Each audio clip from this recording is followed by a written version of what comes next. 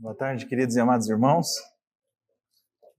Mais uma vez, nós temos o privilégio de estar como igreja reunidos, né? Eu não sei para vocês, mas eu fico muito animado quando eu tenho essa imagem em minha mente, em minha consciência, de que nós somos uma igreja, a igreja de Cristo reunida na terra, e que nós, como uma grande família, e aqui nossa grande família, ela não é tão grande como algumas igrejas, mas ela é grande em relação a muitas famílias por aí, né? Nós temos aí um pouco mais de 20 pessoas congregando. Isso me deixa muito animado. Eu louvo a Deus por isso. Já parou para pensar o que é nós fazermos parte do corpo do Senhor Jesus Cristo nessa terra?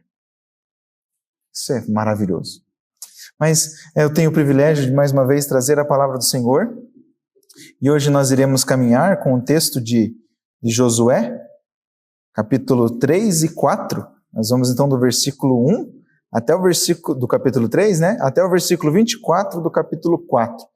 E é um texto bastante longo, mas a gente vai ver que o assunto é o mesmo que trata nesses dois capítulos. Nós veremos que o Deus de Israel, diferente dos deuses do Egito, diferente dos deuses das demais nações que habitavam ali naquela terra prometida, é um Deus vivo. E este Deus vivo, ele estava no meio de Israel, e ele garantia, ele não só garantia, ele era a garantia da posse da terra, e ele estava batalhando por aqueles queridos irmãos de Israel. Então o que ele queria a fim de buscar Israel, a levá-los a continuar a temer no Senhor e a obedecer ao Senhor. Esta é a grande verdade de hoje, que Deus é um Deus vivo para Israel e através de maravilhas e sinais buscava levar a Israel a continuar temendo, sendo obediente ao Senhor. Agora imagine você, hoje, imagine que você tem um antepassado e esse antepassado viveu há 500 anos atrás. E há 500 anos atrás ele recebeu uma herança gigantesca, a maior herança que pode se contar na história da humanidade. Tratava-se de um pedaço de terra enorme. Era tão grande que esse antepassado poderia colocar todos os seus descendentes, que no caso você faz parte, colocar todos eles, desde o momento em que ele vive até o resto da eternidade, dentro dessa terra, de forma que eles se tornariam uma grande nação. Só que esse antepassado viveu há 500 anos atrás, imagine isso. Na ocasião em que esse antepassado recebeu a herança, só faltava uma coisa: o dono daquela herança entregá-la definitivamente para ele.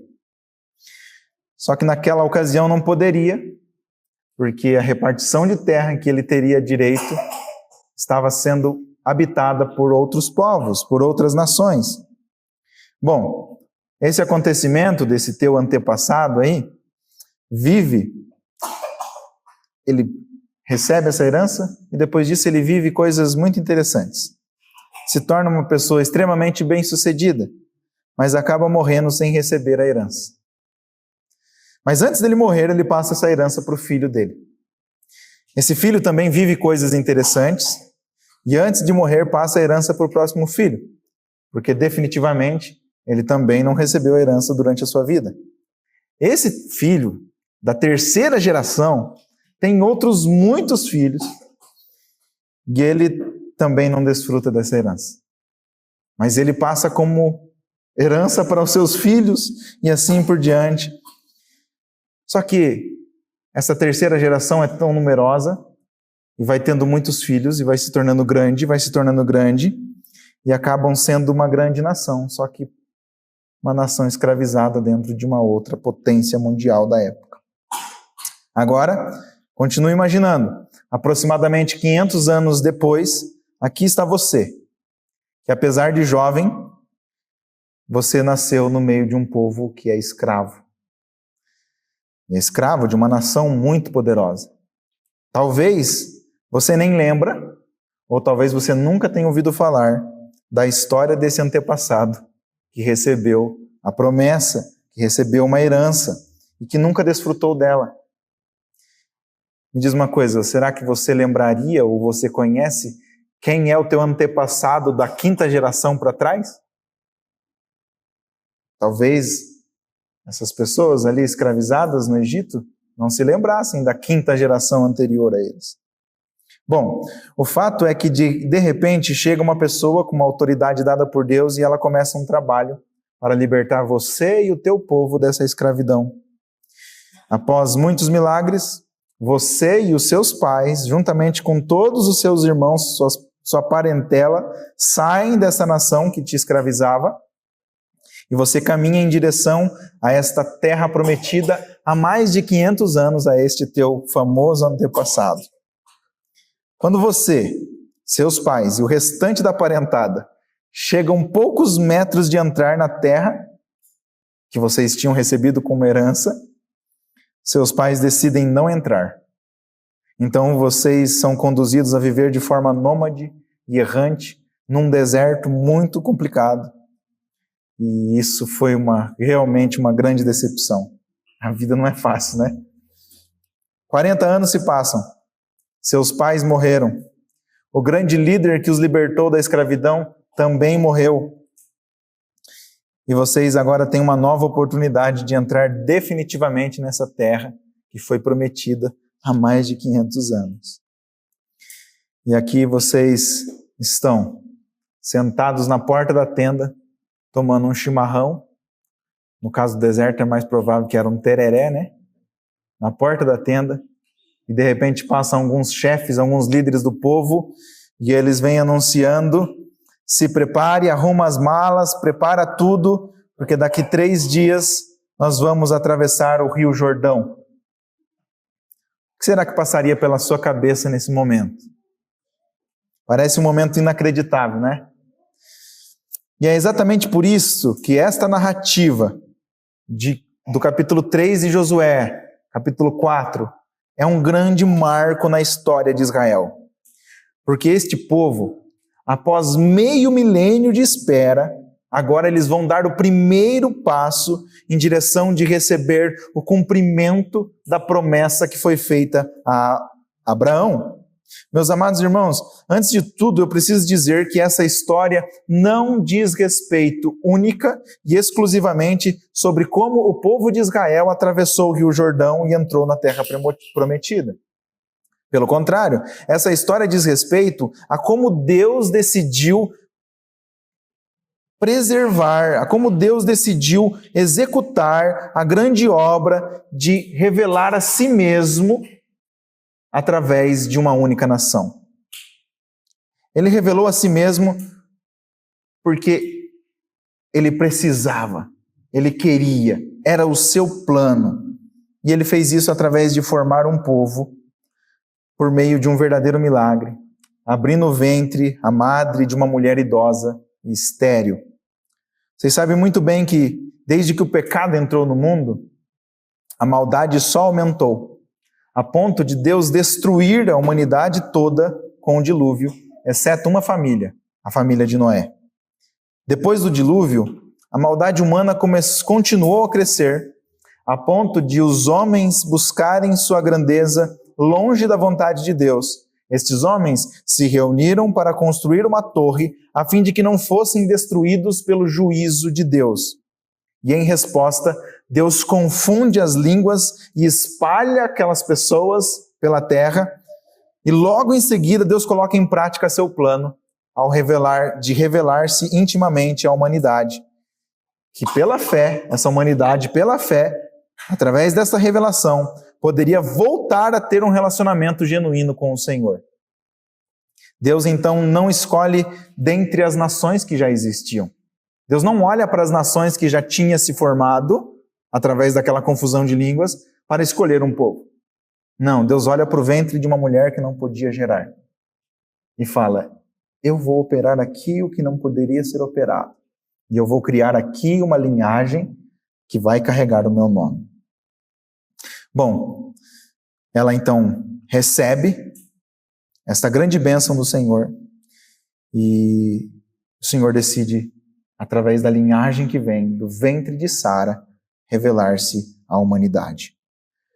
Deus então promete e dá um filho a Abraão. Depois de Abraão, é Isaque o herdeiro da promessa. Deus reforça a sua promessa de herdar uma terra para Isaque. Isaque abençoa Jacó. Deus escolheu Jacó antes mesmo de Jacó ter feito qualquer coisa, boa ou ruim. Deus escolheu Jacó. E diga-se de passagem que durante a vida de Jacó, até o momento em que ele atravessa o val de Jaboque, sua vida foi uma vida cheia de erros. E nem parecia um crente. E foi ali, naquele momento, em que o Senhor mudou o seu nome para Israel. De Israel, 12 tribos se formaram.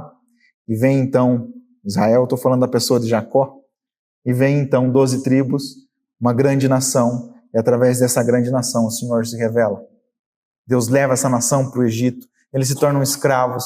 E Deus, através de Moisés, tira eles de lá. E durante a sua peregrinação no deserto, eles recebem as leis de Deus, pelas quais eles serviriam ao Senhor. Por isso eu repito que essa história, ela não diz respeito única e exclusivamente sobre como Israel atravessou o Jordão e como eles entraram na Terra Prometida. Mas essa história, ela diz respeito a como Deus é glorificado através do seu povo e como o seu plano continuava em ação de ser glorificado por todos os povos. Lembra uma das promessas e grande das promessas que Deus fez a Abraão? Em ti serão benditas todas as nações da terra. Esse plano estava em vigor. Esse plano estava ativo.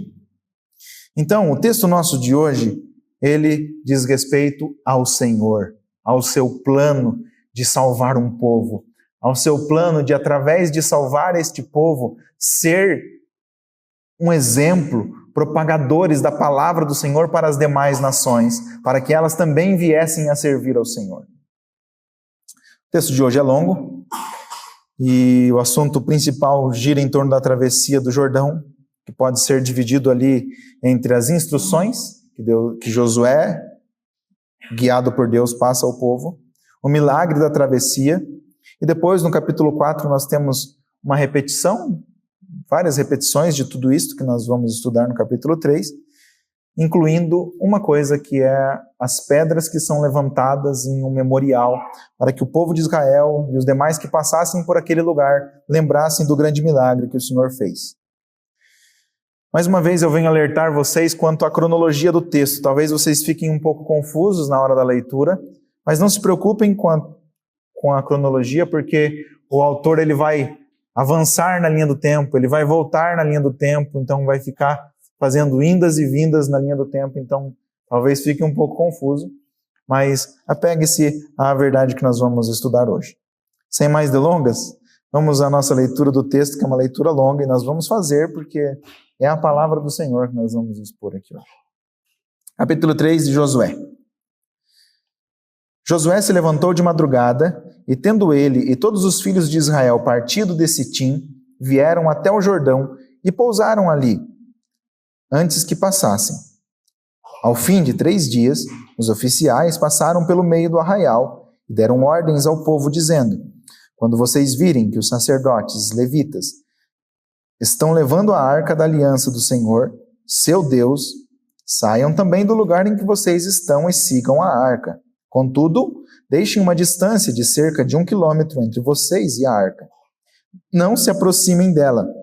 Desta forma, vocês saberão o caminho pelo qual devem ir, visto que nunca antes passaram por tal caminho. Josué disse ao povo: santifiquem-se, porque amanhã o Senhor fará maravilhas no meio de vocês. E também falou aos sacerdotes, dizendo: levantem a arca da aliança e passem adiante do povo. Levantaram, pois, a arca da aliança e foram andando adiante do povo. Então o Senhor disse a Josué: hoje começarei a engrandecer você aos olhos de todo Israel, para que saibam que, como estive com Moisés, assim estarei com você. Portanto, você dará uma ordem aos sacerdotes que levam a arca da aliança, dizendo: quando chegarem às margens das águas do Jordão, parem ali. Então Josué disse aos filhos de Israel: venham cá e ouçam as palavras do Senhor, seu Deus. Josué continuou: nisto vocês saberão que o Deus vivo está no meio de vocês, e que sem falta expulsará diante de vocês os cananeus, os heteus, os heveus, os ferezeus, os girgazeus, os amorreus e os jebuseus. Eis que a arca da aliança do Senhor de toda a terra vai passar o Jordão na frente de vocês. Agora escolham 12 homens das tribos de Israel, um de cada tribo. Quando as plantas dos pés dos sacerdotes que levam a arca do Senhor Deus, o Senhor de toda a terra, tocarem nas águas do Jordão, elas serão cortadas. A saber, as águas que vêm de cima se amontoarão. Quando o povo saiu das suas tendas para passar o Jordão, os sacerdotes que levavam a arca da aliança iam adiante do povo. E quando os que levavam a arca chegaram ao Jordão, e os pés se molharam na beira das águas, porque o Jordão transbordava sobre as suas ribanceiras durante todo o tempo da colheita, as águas que vinham de cima pararam de correr, levantaram-se num montão, numa grande distância, até a cidade de Adã, que fica ao lado de Sartã, e as águas que desciam ao mar de Arabá, que é o mar salgado, foram completamente cortadas. Então o povo passou adiante de Jericó.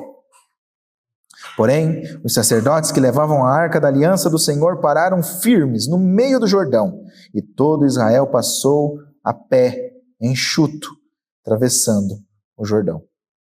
Quando todo o povo tinha passado o Jordão, o Senhor falou com Josué, dizendo: escolham 12 homens do meio do povo, um de cada tribo, e ordenem que tirem 12 pedras do meio do Jordão, do lugar onde os pés dos sacerdotes ficaram parados, e que levem essas pedras e as depositem no lugar em que vocês irão passar a noite. Então Josué chamou os 12 homens que havia escolhido dos filhos de Israel, um de cada tribo, e disse-lhes: passem adiante da arca do Senhor, seu Deus, até o meio do Jordão. Cada um levante sobre o ombro uma pedra, segundo o número das tribos dos filhos de Israel, para que isto seja por sinal entre vocês. E no futuro, quando seus filhos perguntarem: o que significam essas pedras para vocês? Respondam que as águas do Jordão foram cortadas diante da arca da aliança do Senhor. Quando a arca passou e as águas do Jordão foram cortadas, essas pedras serão para sempre, por memorial aos filhos de Israel. Os filhos de Israel fizeram como Josué havia ordenado. Levantaram 12 pedras do meio do Jordão, como o Senhor tinha dito a Josué, segundo o número das tribos dos filhos de Israel, e levaram-nas consigo ao lugar onde passariam a noite, e as depositaram ali. Josué também levantou 12 pedras no meio do Jordão, no lugar onde ficaram parados os pés dos sacerdotes que levavam a arca da aliança. Estas pedras estão ali até o dia de hoje, porque os sacerdotes que levavam a arca haviam parado no meio do Jordão, em pé, até que se cumpriu tudo o que o Senhor, por meio de Moisés, havia ordenado a Josué que falasse ao povo. E o povo se apressou e passou. Quando todo o povo tinha passado, a arca do Senhor e os sacerdotes também passaram à vista do povo. Passaram os filhos de Ruben, os filhos de Gade e a meia tribo de Manassés, armados na frente dos filhos de Israel, como Moisés lhes tinha dito. Uns 40.000 homens de guerra armados passaram diante do Senhor para a batalha. As campinas de Jericó. Naquele dia, o Senhor engrandeceu Josué na presença de todo Israel, e respeitaram-no todos os dias de sua vida, como haviam respeitado Moisés. O Senhor disse a Josué: ordene aos sacerdotes que estão levando a arca do testemunho que saiam do meio do Jordão. Então Josué ordenou aos sacerdotes, dizendo: saiam do Jordão. Quando os sacerdotes que levavam a arca da aliança do Senhor saíram do meio do Jordão, e as plantas dos seus pés se puseram na terra seca, as águas do Jordão voltaram ao seu lugar e corriam como antes, sobre todas as suas ribanceiras. O povo subiu do Jordão no dia 10 do primeiro mês, e acamparam em Gilgal, do lado leste de Jericó. E foi em Gilgal que Josué levantou as 12 pedras que haviam tirado do Jordão.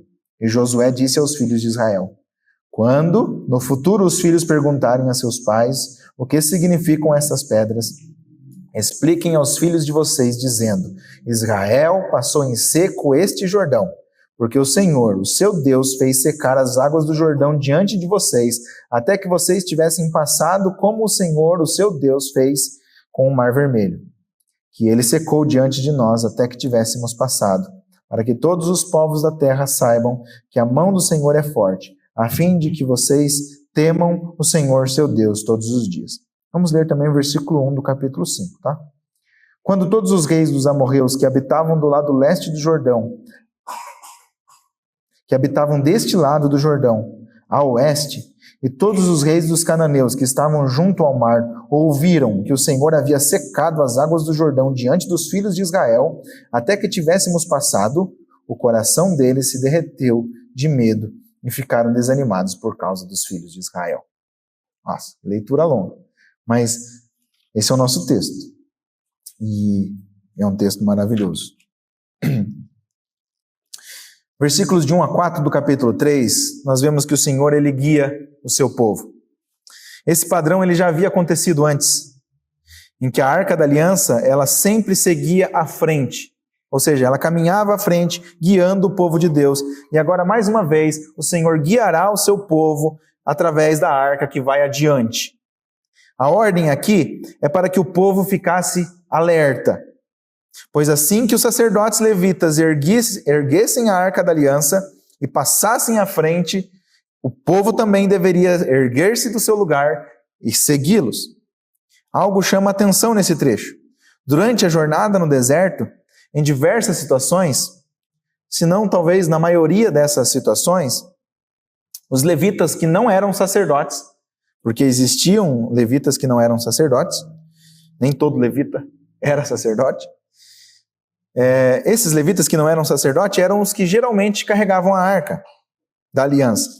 Mas, nas ocasiões solenes, ou nas ocasiões em que o Senhor requeria, quando o Senhor ia fazer algum milagre ou fazer alguma maravilha, eram os levitas sacerdotes que carregavam. Mas aqui havia algumas instruções para o povo seguir a arca. E uma delas é que eles deveriam ficar cerca de 1.000 metros de distância, eles não poderiam se aproximar muito. E isto poderia nos fazer lembrar das ocasiões em que o povo de Israel ele foi tomado de um grande temor. Como, por exemplo, quando o Senhor desceu sobre o monte para falar com Israel. E o Senhor disse, Moisés, faça demarcações em volta do monte para que ninguém encoste nele, porque se alguém encostar, certamente morrerá. Então isso trouxe grande temor aos filhos de Israel. Talvez eles poderiam ser remetidos a lembrar disto. Ou até mesmo quando os filhos de Arão, que foram eleitos sacerdotes, e eles trouxeram um fogo estranho para diante da presença do Senhor, e eles foram mortos ali mesmo, diante da presença do Senhor. Isso trouxe grande temor e tremor nos corações dos israelitas. E esses tremores, fez até mesmo com que, na ocasião em que Deus falou com eles através do monte, diretamente com eles, eles falaram para Moisés, Moisés, nós não suportamos. É melhor que você fala com ele e traga dele a mensagem para que nós acompanhemos, porque nós não suportamos. E eu fico pensando assim, que tristeza, né? Eu ia querer estar ouvindo a voz de Deus, mas certamente eu estaria lá entre aqueles medrosos com medo da voz do Senhor, não é verdade? Mas talvez essa orientação aqui poderia remeter a isto. Mas apesar de que esse momento de que a arca ia adiante do Senhor, diante do povo, para que eles atravessassem o rio, era um momento solene. E essa orientação não queria dizer que eles corriam risco de serem mortos pelo Senhor por se aproximar da arca, mas era Deus protegendo aquele povo, dizendo, nós vamos passar por um caminho que vocês nunca passaram antes. Então não se aproximem mais do que 1.000 metros, porque vocês não sabem o que vem pela frente. Então deixe que a arca vá 1.000 metros à frente, então vocês seguirão e saberão por onde passar. Isto nos lembra de que nós, cristãos, somos dependentes da guia e da direção do Senhor. E que Deus nos proveu todo o cuidado ao nos enviar o seu Espírito Santo. Isso é cuidado de Deus. Esse Espírito, ele nos guia em toda a verdade. Ele nos consola diante da jornada desconhecida que nós temos pela frente. Meu amado irmão e minha amada irmã, saibam que nós somos cuidados por Deus desde quando Ele fez a promessa a Abraão. A promessa de que nele seriam benditas todas as nações da terra. E nós estamos aqui, povos de outras nações que não são do povo de Israel. recebendo as bênçãos das promessas que Deus fez a Abraão. Nós somos inseridos no povo de Deus como também herdeiros da mesma promessa. Nós temos aqui uma família de cubanos, nós temos aqui outras famílias que se misturaram com outras etnias. E tudo isto é a prova. Nós estarmos aqui hoje adorando ao Senhor é a prova de que Deus tem cuidado do seu povo. De que Deus, Ele é um Deus fiel.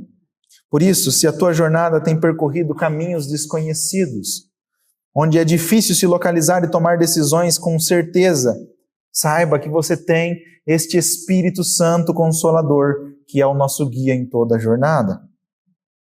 Nos versículos de 5 a 6, Josué dá ordens ao povo e também aos sacerdotes. Após 3 dias, eles partiram de Sitim e eles haviam acampados na beira do Jordão antes de atravessar. E depois de 3 dias acampados novamente, os chefes do povo trouxeram essas instruções que eles deveriam obedecer para atravessar.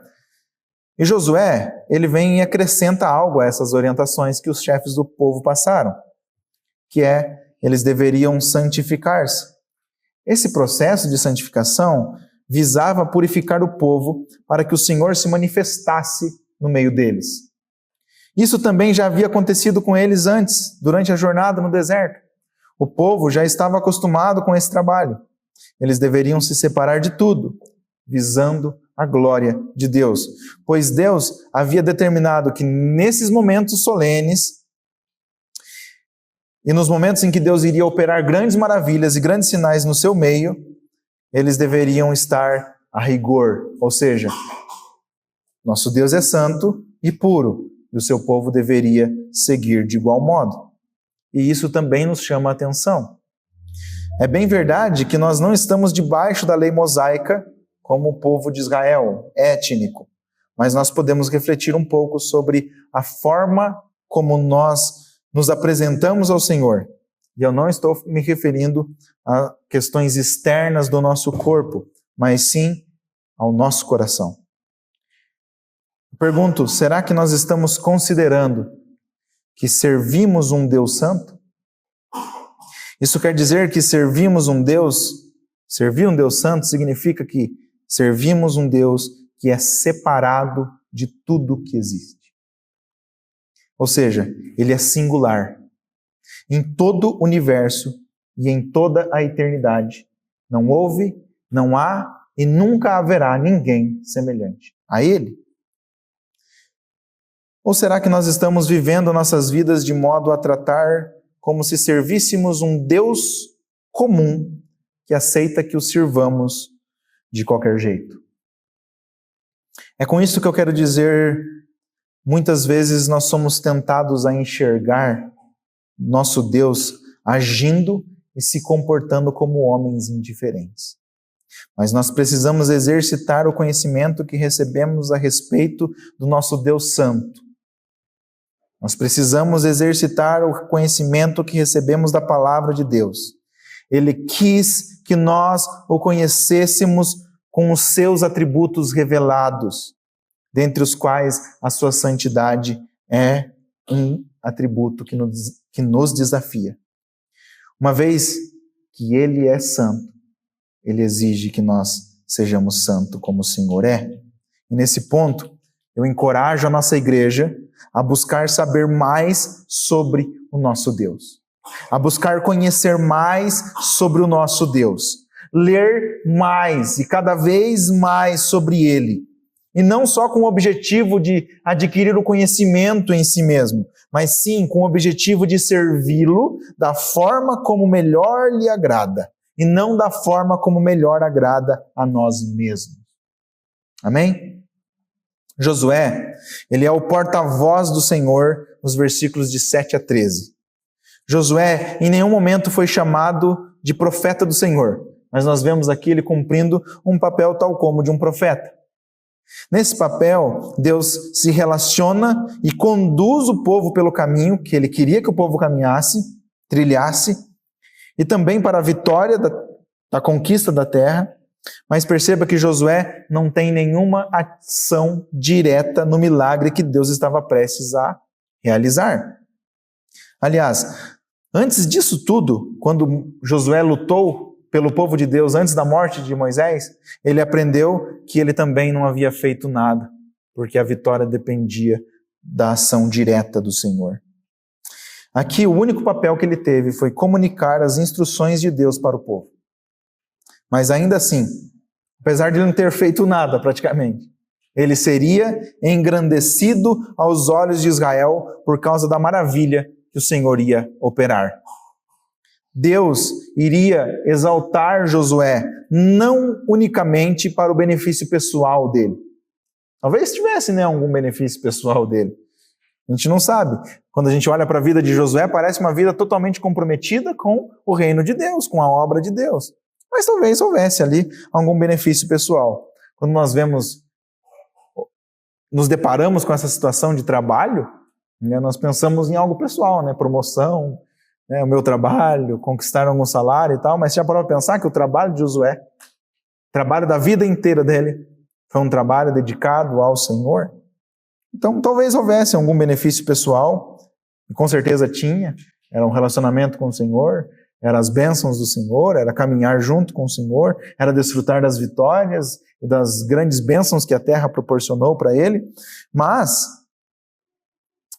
ele mesmo não tinha feito nada para que recebesse isso, mas para que Israel pudesse vê-lo como líder escolhido em seu meio, Deus agora engrandece Josué através daquele milagre. A gente viu o quê? Moisés escolhendo Josué através da ordem do Senhor, nós vemos o Senhor encorajando Josué, nós vemos o povo reconhecendo, pelo menos 2,5 tribos, reconhecendo Josué como líder, mas agora o Senhor vai engrandecê-lo através de um grande sinal. Meu amado irmão, todas as vezes que Deus te exaltar ou exaltar alguém, saiba que a exaltação não segue unicamente um propósito pessoal, um propósito individual, mas sim que quando Deus exaltar-te, ele segue um propósito de Deus manifestar-se de acordo com a sua vontade em você, através de você, para a glória dele. Que os nossos corações estejam, então, alinhados com essa verdade, para que nós sejamos instrumentos nas mãos de Deus. Josué chama os filhos de Israel a ouvir a palavra do Senhor. E nesse sentido, que nós possamos ser um pouco como Josué, pessoas que propagam a palavra do Senhor. Que nós sejamos, não um pouco, mas que nós persigamos este alvo, de serem pessoas sensíveis para saber que as pessoas ao seu redor são pessoas carentes da vontade de Deus, são pessoas necessitadas da verdade de Deus. Nós vivemos em um mundo em que ele demonstra hostilidade à mensagem que carregamos. E parece muito fácil, Josué ir lá e falar da palavra do Senhor para o povo dele.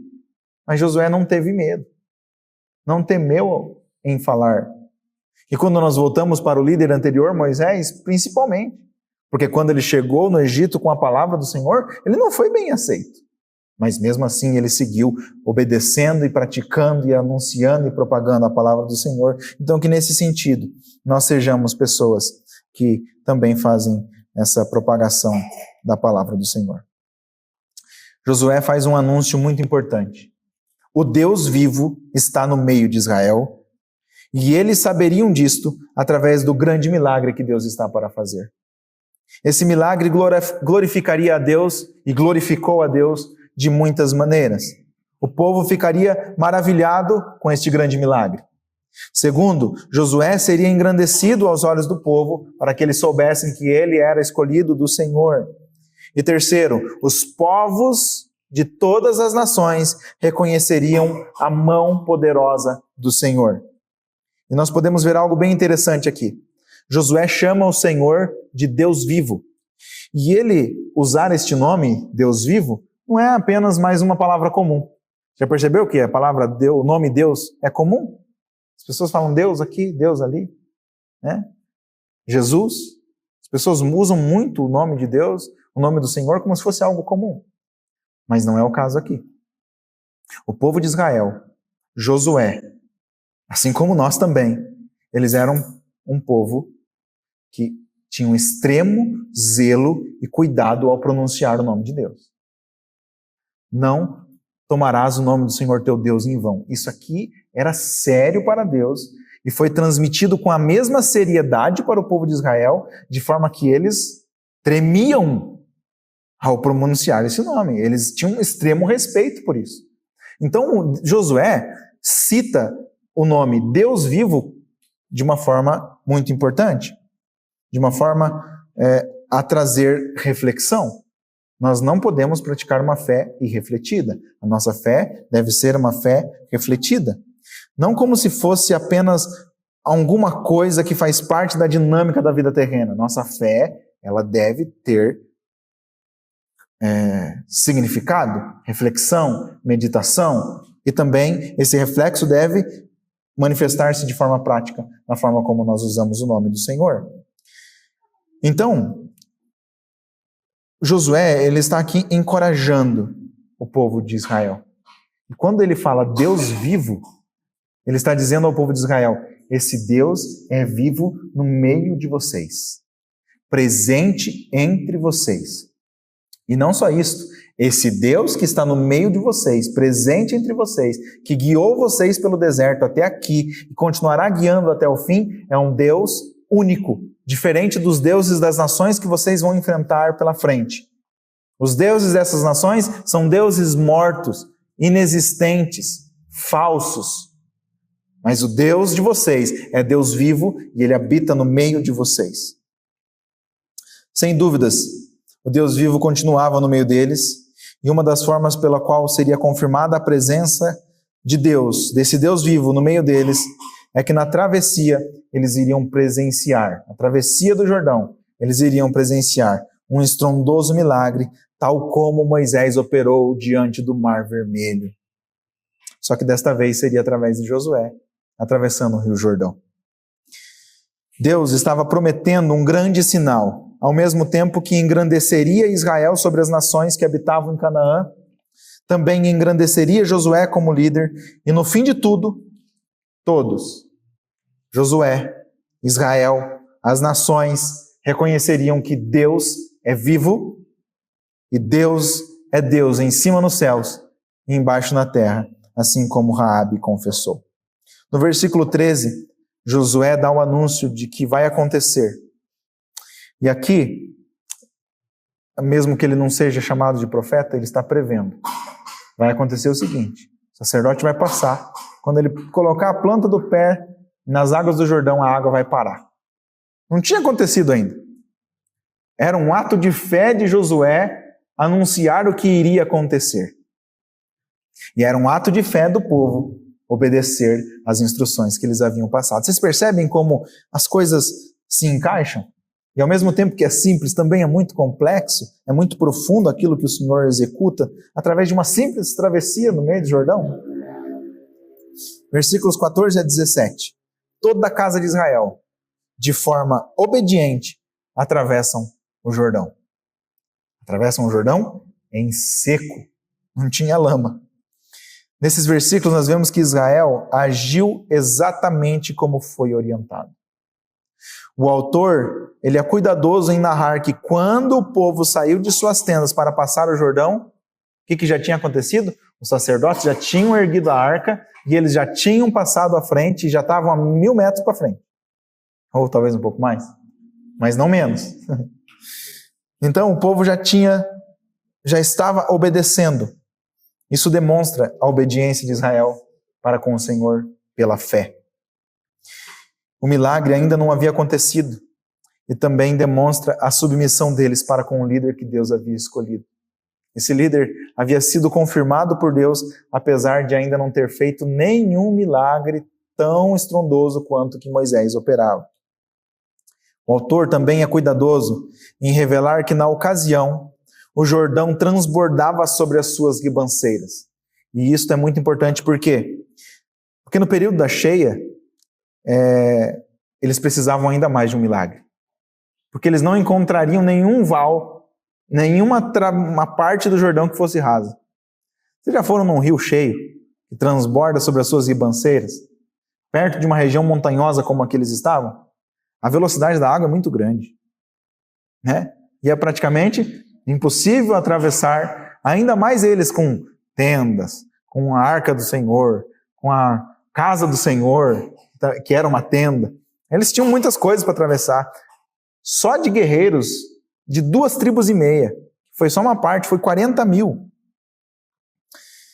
Então, eles precisavam ainda mais de um milagre. Talvez esta confiança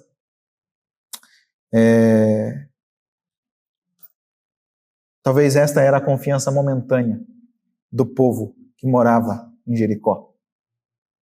Porque eles pensavam o seguinte, pode ser até que eles se reuniram, né?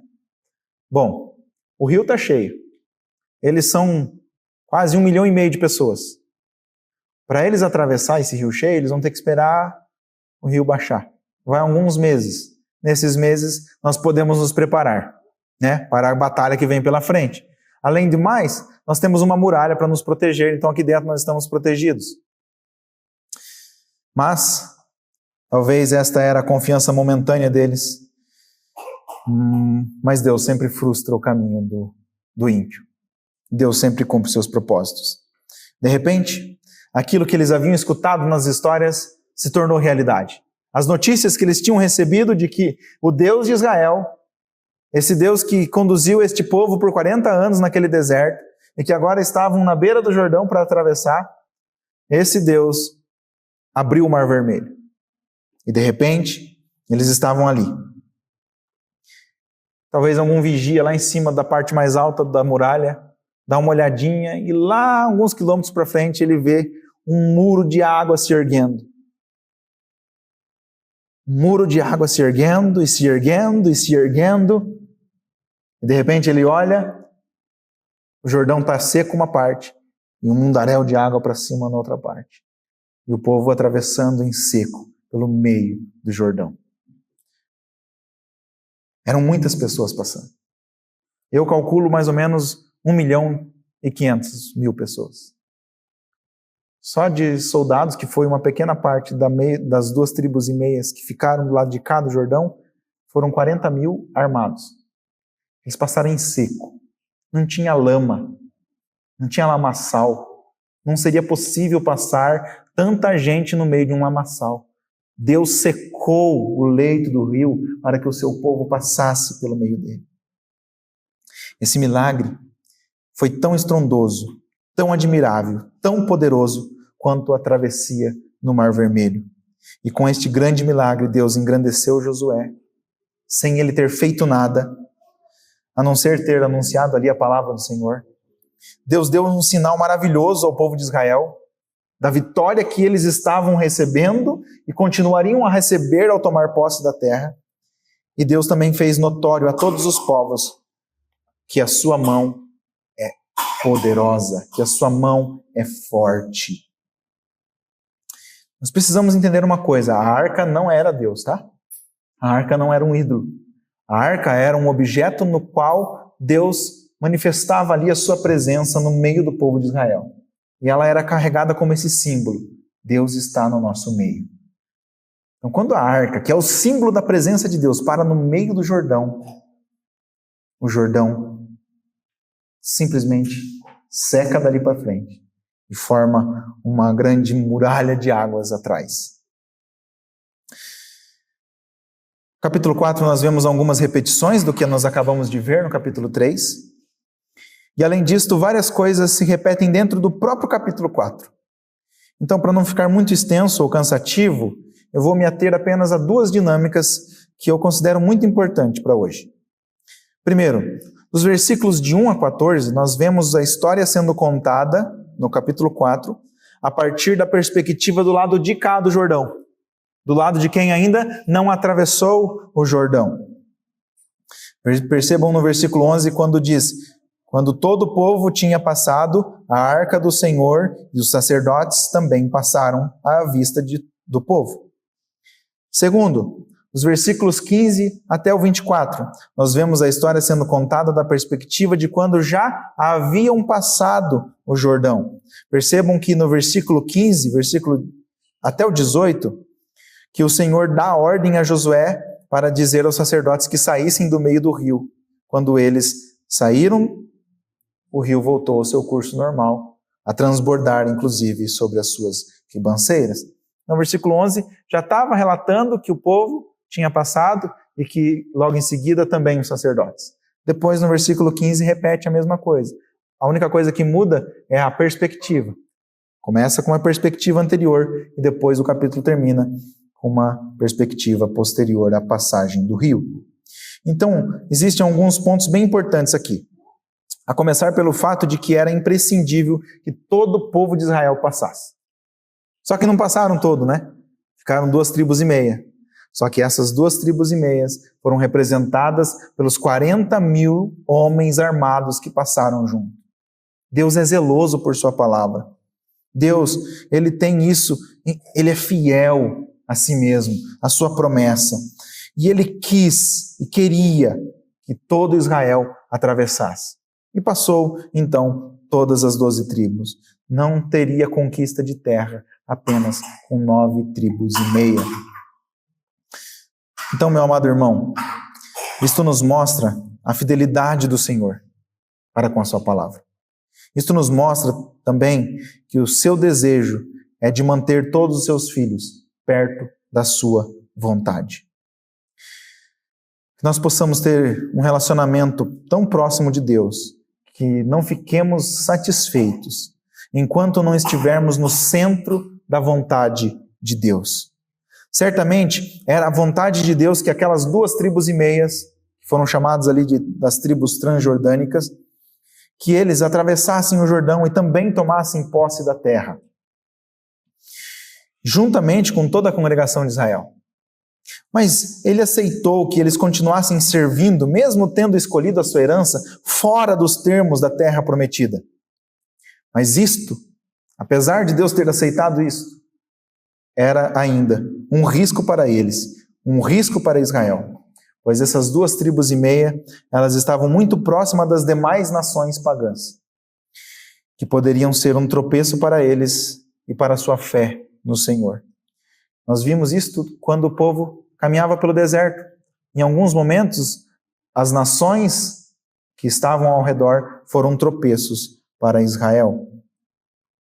Foram um tropeço para a sua fé no Senhor. Caso essas tribos que ficaram para o lado de lá do Jordão caíssem em desobediência, todo Israel poderia sim perecer. Nós temos o exemplo, nós vamos estudar mais para frente, que é o exemplo de Acã. Acã, ele desobedeceu uma ordem do Senhor. E ele guardou em segredo a desobediência. E por conta da desobediência dele, todo Israel pereceu. Claro que não de forma trágica, onde acabou todo Israel, mas enquanto o pecado não foi expurgado do meio do povo de Israel, Israel não prevaleceu na batalha. E o Senhor havia dito, vocês terão vitória.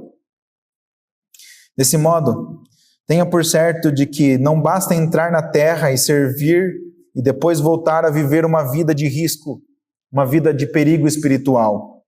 Ou seja, para nós cristãos, nós não podemos pensar que é possível servir ao Senhor à distância, ou seja, praticando apenas uma parte da vontade de Deus e outra parte não.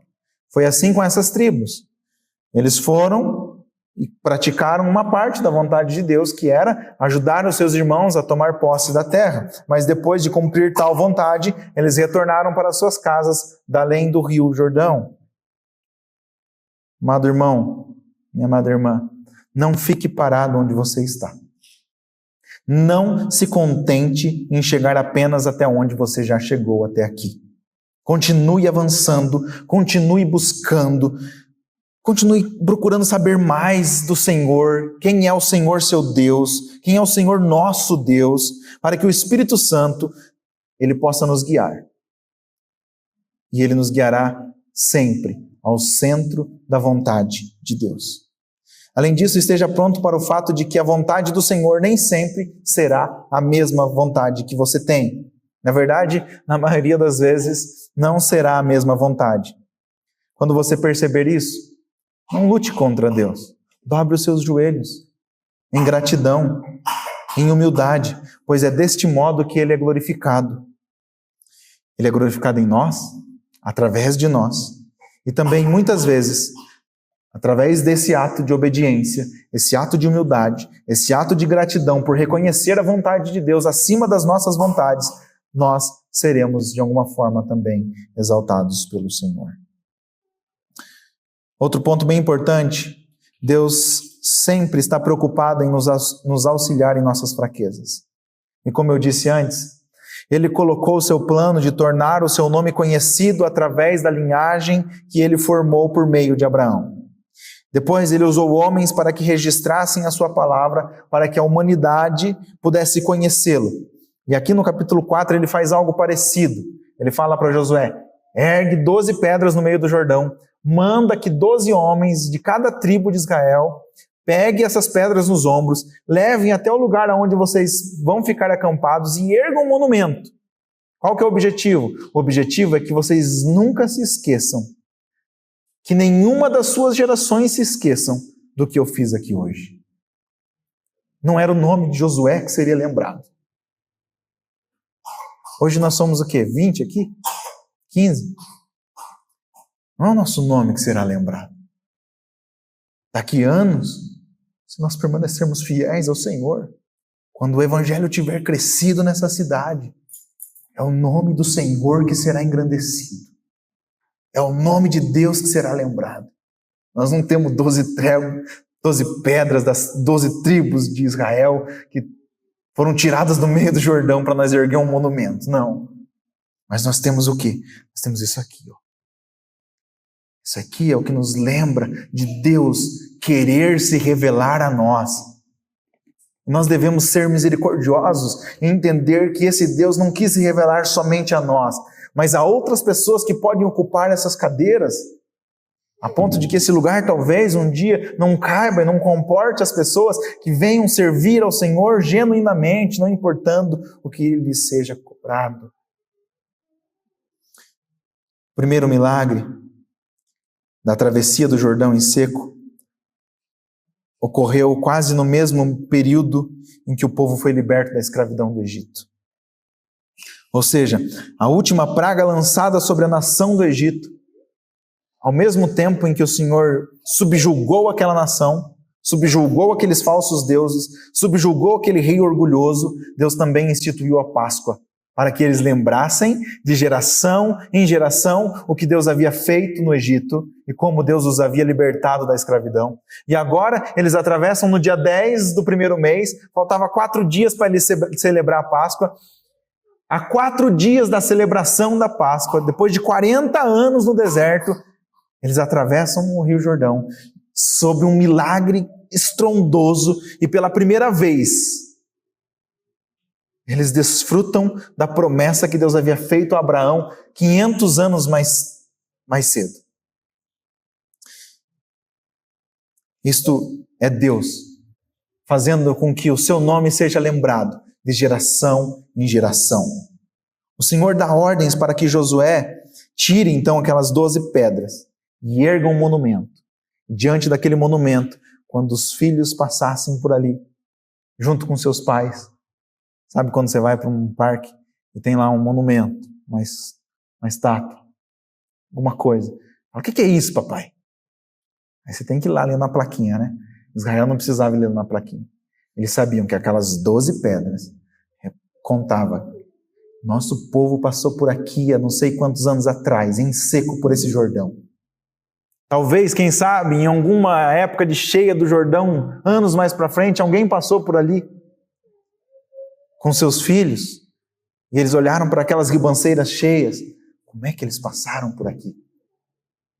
O monumento estava lá. Eles passaram porque o nosso Deus foi fiel, porque o nosso Deus foi poderoso. Toda vez que alguém passasse por ali, iria perguntar e ele seria lembrado. Capítulo 5, versículo 1, diz que quando os reis que habitavam aquelas terras ficaram sabendo do que havia acontecido, eles se derreteram e o seu ânimo foi derrubado, porque eles reconheceram que a mão do Senhor é forte. Era visível que aquilo que eles ouviram falar do que o Senhor havia feito além do Jordão estava acontecendo agora dentro das suas terras. O Senhor estava chegando com força, o Senhor estava chegando com poder, o Senhor estava chegando com juízo. E aqui nós temos algumas aplicações antes de encerrar. Apesar de um texto longo, nós vemos o Senhor operar de uma forma tão simples e ao mesmo tempo de forma tão complexa.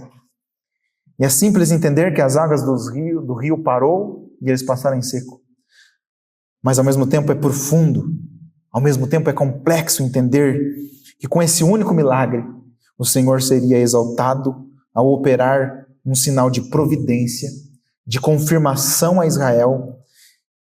Ao mesmo tempo ele engrandeceria Josué como líder e ao mesmo tempo ele causaria terror diante das nações com as quais Israel teria que lutar. Primeira coisa, não se esqueça que você é um filho e uma filha de Deus. E como tal, você faz parte do seu povo eleito. E deste modo, você sempre pode contar com a providência de Deus. Segundo, podemos aprender com a forma como Josué foi engrandecido, porque ele não fez esforço suficiente para ser engrandecido. Josué foi engrandecido por Deus, Josué foi engrandecido pela graça de Deus. Seu engrandecimento, a única resposta que temos é pela graça de Deus. E a única coisa que ele fez foi obedecer com fé e com obediência. Meu querido irmão, minha querida irmã que está aqui hoje, você só precisa responder ao Senhor com fé e com obediência em todas as áreas de sua vida. Para isso, você precisa conhecer qual é o centro da vontade de Deus em cada área da vida humana. Então não fique parado. Você tem muito trabalho pela frente. Você tem muito conteúdo para consumir. Você tem muito estudo, você tem muito o que aprender. Você precisa agir. Você precisa meditar na palavra do Senhor. E não só no culto. Não só no nosso GP, terça-feira. Não só na escola bíblica dominical. Você precisa meditar como o Josué foi orientado a meditar, de dia e de noite. Como nós aprendemos no Salmo 1. Na sua lei, medita de dia e de noite. Terceiro, não se preocupe com o inimigo antes que chegue a hora de enfrentá-lo. O Senhor luta as batalhas no lugar dos seus filhos que são fiéis e obedientes. Isso não significa que Deus vai te levar às batalhas como Israel foi levado às batalhas. Isso significa que se você permanecer no centro da vontade de Deus, quando chegar a hora da batalha, o Senhor terá vencido a guerra. Para nós cristãos, nós não lutamos contra a carne nem contra o sangue. Mas nós lutamos contra os movimentos contrários à fé cristã. Nossas batalhas estão nesta defesa do nome de Cristo. Nossas batalhas é de continuar vivendo de acordo com a vontade de Deus. Para você lutar essa batalha, você não pode estar desarmado. Qual é a arma com a qual você vai lutar essas batalhas? Conhecendo profundamente a palavra de Deus. Você precisa conhecê-lo, você precisa buscá-lo, você precisa servi-lo, você precisa segui-lo, você precisa caminhar com ele. Para que o Espírito Santo possa usar essas ferramentas do conhecimento de Deus, da verdade de Deus, da sabedoria de Deus, da profundidade de Deus, para que você, então, combata as trevas com a luz. Para que nós sejamos portadores da verdadeira paz. Para que nós sejamos portadores do verdadeiro amor. O mundo prega um amor que não é amor, uma paz que não é paz. O mundo defende uma luz que não existe. Eles estão em trevas. Mas nós conhecemos a única luz verdadeira. Nós conhecemos o amor verdadeiro, a paz verdadeira. Nós fazemos isto através da fé, do conhecimento da palavra. Para concluir, não se esqueça de que nós servimos um Deus vivo. Esse Deus vivo, ele é presente no nosso meio. E ele é quem nos guia na jornada. Ele é o nosso provedor, ele é o nosso sustentador. Ele nos protege do perigo. Ele é quem exalta a nossa cabeça. E nós temos por certeza de que um dia nós seremos exaltados na presença de Cristo, onde viveremos reinando com Ele eternamente. Que nós possamos, então, glorificar a Deus, praticando a fé e a obediência, pois o nosso Deus é vivo e Ele está no nosso meio. Amém? Vamos orar. Senhor nosso Deus, muito obrigado pela Tua palavra, muito obrigado por tudo que o Senhor nos ensina, pela verdade que nós temos, pelo Teu cuidado, ó Pai. Pedimos, Senhor, que nos ajude a enxergar que o Senhor está presente, que o Senhor está entre nós, que o Senhor está conosco, que o Senhor habita em nossos corações por meio do Teu Espírito Santo. Desse modo, nos guie, ó Deus, neste mundo de trevas, que nós não sejamos crentes parciais, mas que nós sejamos crentes inteiros, que nós sejamos crentes fiéis e verdadeiros, que nós sejamos crentes comprometidos com a verdade da Tua palavra, que nós sejamos, de alguma forma, instrumentos para que o Senhor propague a Tua palavra entre nós, para que o Senhor propague a Tua palavra no meio desta geração caída e corrompida. Nós oramos, ó Deus, que nos torne valentes como Josué foi, que nos torne obedientes como o povo de Israel foi, que nos torne firmes como aqueles sacerdotes que seguraram a arca no meio do Jordão, que nos coloque, ó Deus, debaixo de temor e obediência. Em nome de Jesus que oramos. Amém.